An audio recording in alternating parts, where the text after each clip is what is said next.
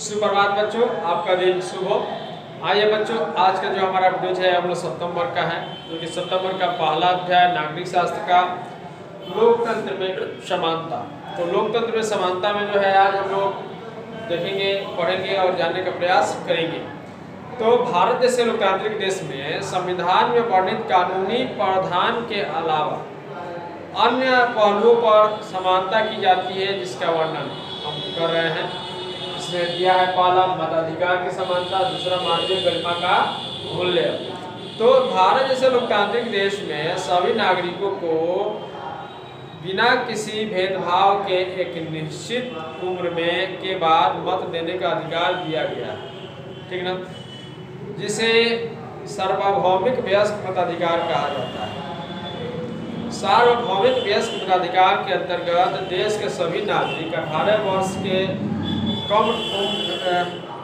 वर्ष से उम्र पूरा करने के बाद चुनाव में मताधिकार का प्रयोग कर सकते हैं। लोकतंत्र में नागरिक की सबसे बड़ा अधिकार मत देने का अधिकार होता है, जिसका प्रयोग वह बिना किसी भय या पक्षपात से युक्त होकर अपनी इच्छा के अनुसार अपने योग्य प्रतिनिधि का चयन करते हैं, जिसके द्वारा लोकतंत्र की शासन व्यवस्था संचालित होती है। तो बच्चों, हम लोग पहले भी आप लोग को बता चुके हैं कि 18 वर्ष के जब लोग मानव जो है वयस्क जब हो जाता है, तो वह अपने जो है भारत सरकार के निर्वाचन आयोग के द्वारा जो है एक उसे फोटो पहचान पत्र अर्थात पहचान पत्र निर्गत किया जाता है, जिसका जो है वह मताधिकार देने में करता है, वह वोट देने में करता है और वह देश के में जो है अपना भूमिका निभाता है, ठीक ना बच्चों। दूसरा है मानवीय गरिमा का मूल्य। तो मानवीय गरिमा का मूल्य में हम लोग जानते हैं कि सैद्धांतिक रूप से लोकतंत्र समाज में समानता के सिद्धांत की व्याख्या करता है, परंतु व्यवहारिक रूप से देखने में या समाज में अनेक प्रकार की असमानताएं देखी जाती है।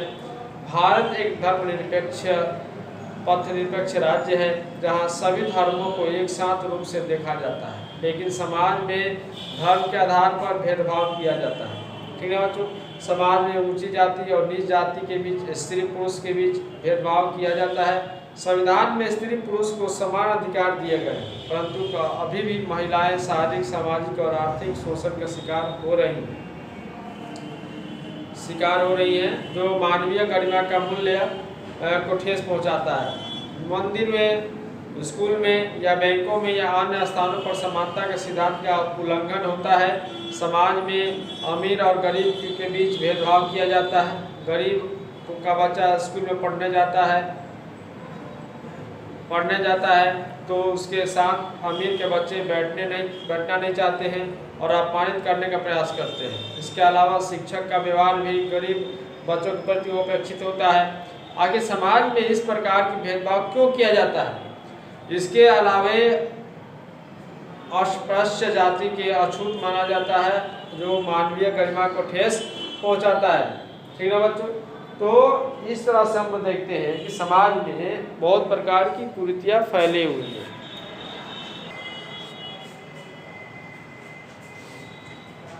तो बच्चों, इस प्रकार हम देखते हैं कि समाज में अनेक प्रकार की कुरीतियां फैली हुई हैं, ठीक ना। तो यहाँ पे लिंग भेद भी किया जाता है, ठीक ना।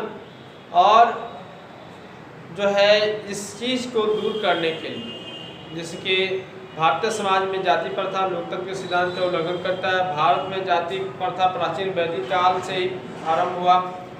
प्रारंभ में वर्ण या जाति का निर्धारण कर्ण के आधार पर होता था। देखिए बच्चों, जो भी ये लोग समाज में जो ये जाति धर्म या गरीब नीच और अमीर का जो भेदभाव लगाते हैं, लिंग भेद का भाव लगाते हैं, ये बहुत ही निंदनीय है और इसकी जो है हम लोग जो है समाज में इसका हम लोग बहिष्कार करना चाहिए, ठीक ना बच्चों। आप लोग को बता देना चाहते हैं कि भारत में जाति प्रथा प्राचीन वैदिक काल से ही आरंभ हुआ। प्रारंभ में वर्ण या जाति का निर्धारण कर्म के आधार पर होता था, परंतु बाद में जाति का निर्धारण जन्म के आधार पर होने लगा, जो समाज में अनेक प्रकार की विषमताएं उत्पन्न की। इसी विषमता को ध्यान में रखकर हमारे संविधान निर्माताओं ने इस विषमताओं को दूर करने के लिए अनेक कानून का प्रावधान किए। इस कानून का प्रावधान संविधान के बाद भी समाज में जातीय भेदभाव, स्त्री पुरुष भेदभाव किया जाता है। जो लोकतंत्र के मूल सिद्धांत समानता के सिद्धांत का विरोध करता है। भारतीय लोकतंत्र को मजबूत करने के लिए देश के सभी नागरिकों को भेदभाव का भुलाकर उचित सम्मान दिया जाना चाहिए। जब तक समानता के सिद्धांत का पालन नहीं होता, भारतीय लोकतंत्र अपने उद्देश्य की प्राप्ति में असफल होगा।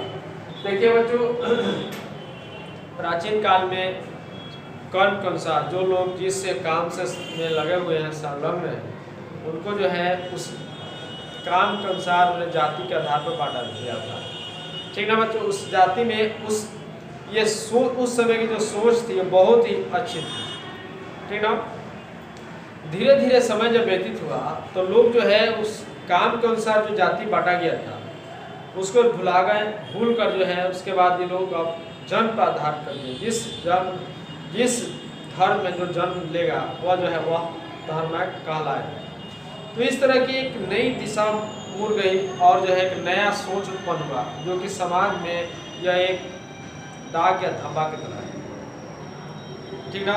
लोग इसका गलत इस्तेमाल करते हैं, इसे कलंकित करने का कार्य करते हैं। ठीक ना बच्चों। इसलिए कभी भी जाति, धर्म या अन्य चीज़ों को जो है हम लोग को इसको जो है दूर करने के लिए प्रयास करना चाहिए और प्रयासरत भी रहना चाहिए। तो बच्चों, आज की वीडियो में हम लोग बहुत कुछ सीखे हैं और संविधान में भी हमारे प्रति जो जाति भेदभाव करते हैं उन्हें दंड देने का प्रावधान किया गया है। संविधान के द्वारा जो है जाति धर्म को संरक्षित किया गया है ताकि लोग जो है इसका गलत उपयोग ना करें। ठीक ना बच्चों। तो आप लोग जो है घर में आज इस टॉपिक को जो है पढ़ेंगे और पढ़ने के बाद ध्यानपूर्वक उसे जो है जो मुख्य बिंदु हैं उसे लिखने का भी प्रयास करेंगे। तो बच्चों, आज के वीडियो के लिए इतना ही। जय हिंद, जय भारत।